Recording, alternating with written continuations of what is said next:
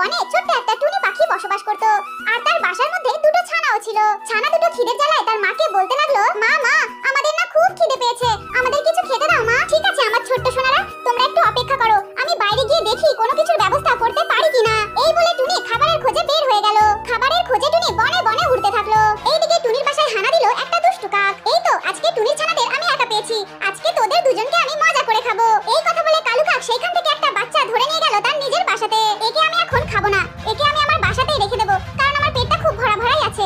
এখন আমি বাইরে যাই, একটু ঘুরে আসি, আর তুই বাসাতেই থাক, তোকে আমি রাতে এসে খাবো। এই কথা বলে ওই কাক বাসা থেকে বের হয়ে গেল। টুনি পাখি চারিদিকে খাবার খুঁজতে লাগলো। কোথাও কোনো খাবার না পেয়ে টুনি চলে গেল ঘাস বনের দিকে। টুনি পাখি ঘাস বনের থেকে একটা ফড়িং ধরে নিয়ে তার বাড়ির দিকে চলে গেল। টুনি নিজের বাসায় এসে দেখে তার একটি ছানা নেই।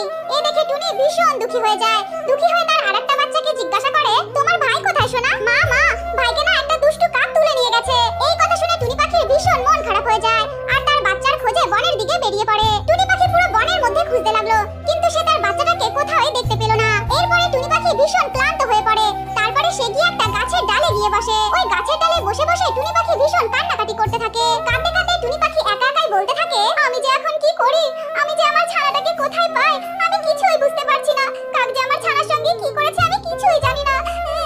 এমন সময় সেখানে একটা ছাগল চলে আসে আর ছাগলটা এসে তার বাচ্চার খবর দেয়। আরে টুনি, তুমি কান্নাকাটি করো না, আমি জানি কাক তোমার বাচ্চাটাকে কোথায় নিয়ে রেখেছে। দক্ষিণ দিকের যে বনটা আছে না, সেই বনেই ওর বাসা, আর ওর বাসাতেই নিয়ে গিয়ে ছানাটাকে রেখে দিয়েছে। আমি নিজে চোখে দেখেছি। টুনি, তুমি তোমার ছানার কাছে এক্ষুনি যাও আর গিয়ে তোমার ছানাটাকে উদ্ধার করো। ছাগল ছানা, তুমি আমার অনেক উপকার করলে। আমি চারিদিকে আমার ছানাটাকে খুঁজেছি, কিন্তু কোথাও পাইনি। তুমি এসে না বললে যে আমি জানতেই পারতাম না। তোমাকে অনেক ধন্যবাদ। ছাগল ছানাটাকে ধন্যবাদ জানিয়ে টুনি পাখি সেখান থেকে চলে যায়। এইদিকে টুনি পাখি কাকের বাসায় চলে যায় আর গিয়ে দেখে তার বাচ্চাটা ওই বাসার মধ্যে বসে বসে খুব কান্নাকাটি করছে। টুনি পাখি এদিক সেদিক দেখতে লাগলো, দেখলো কোথাও কোনো জায়গায় কাক নেই। এই সুযোগেই টুনি পাখি তার ছানাটাকে নিয়ে তার বাসায় চলে যায়। এরপরে টুনি তার দুই ছানাকে নিয়ে সেই জঙ্গলের মধ্যে সুখে শান্তিতে বসবাস